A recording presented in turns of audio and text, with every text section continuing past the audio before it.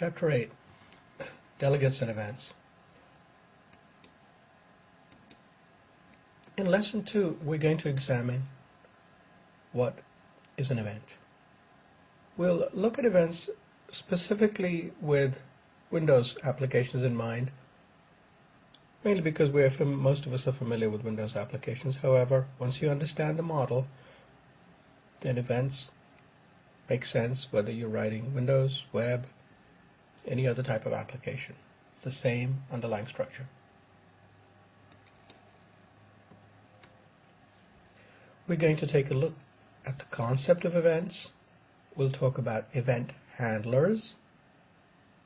We'll talk about the system.event handler type and the parameters to event handlers.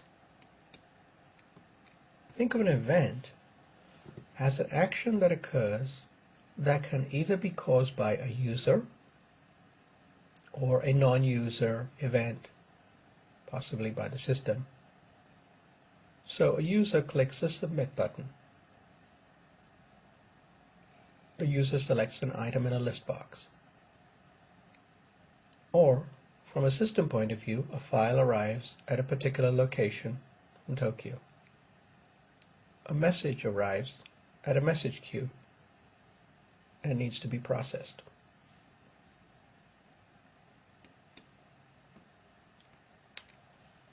Events can be published by one group of classes. So I have my button class, publishing events whenever somebody clicks on the button. I can have subscribers that are listening and want to be notified when the click event happens. It could be more than one group of subscribers. I need to send an email when an order is submitted. I need to keep a log in a log file. I need to update my inventory in my warehouse. Delegates then act as the glue between the publishers and the subscribers. They allow a certain amount of decoupling. So rather than everything be hardwired and every time something needs to be changed, we have to go in and change the code. Delegates allow a nice mechanism to avoid a lot of code changes. And we'll see this in a moment. So with the decoupled model, we have a publisher, and I deliberately put that yellow lightning bolt there. Publisher is broadcasting events. Somebody's clicking on the button, for example. I have several subscribers potentially. Right now I just have one subscriber who wants to be notified when that happens, when that event happens. The subscriber says, hey, let me know when this event happens. And the publisher says, no problem. I'll simply add your request to my delegate. Under the delegate, there's an invocation list. All you have to do is tell me which method should I call when I publish that event. So, okay, that's a deal. So that's the arrangement. What's the benefit of this arrangement? Why do we have this middle tier, the delegate? Well, think of it this way. Now I've added another subscriber. Comes along, subscriber number 2.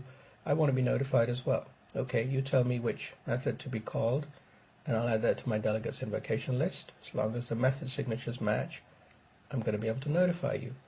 It's very easy this way to add as many subscribers as you want because of the architecture that has been built into the delegate object.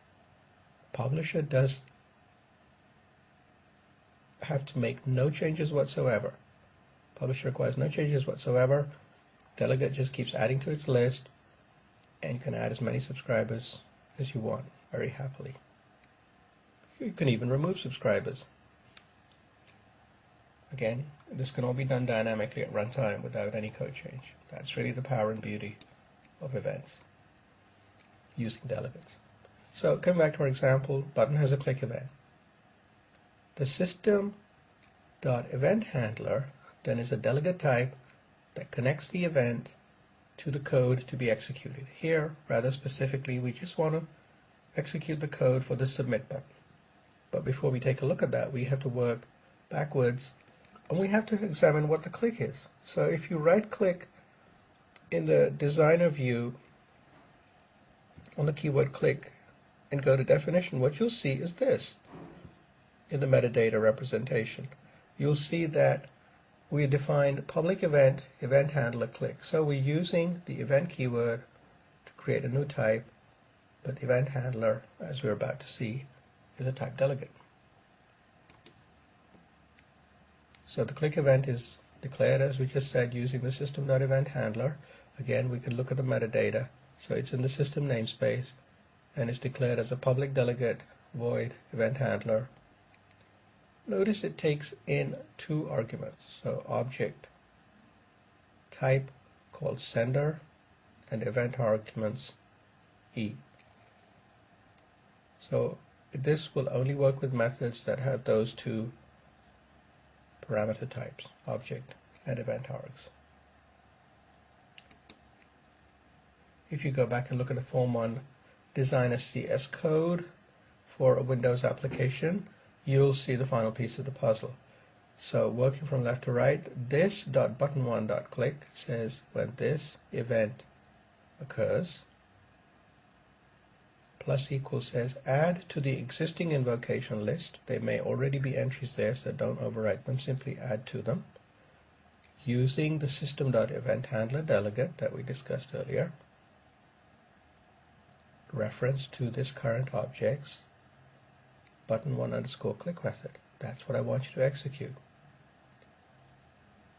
So this is a fairly lengthy explanation, but an important one. If you understand it, you're doing really well, understanding how events and delegates work in the .NET framework.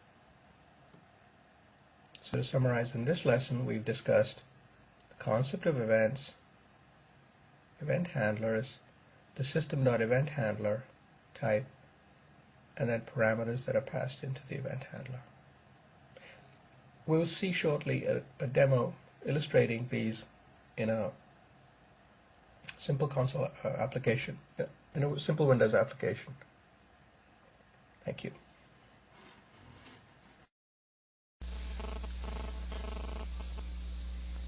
Thank you for viewing the video. Because of the video size limitation, we cannot post the complete video. Please visit www.learningdom.com to view the remaining video. Thank you.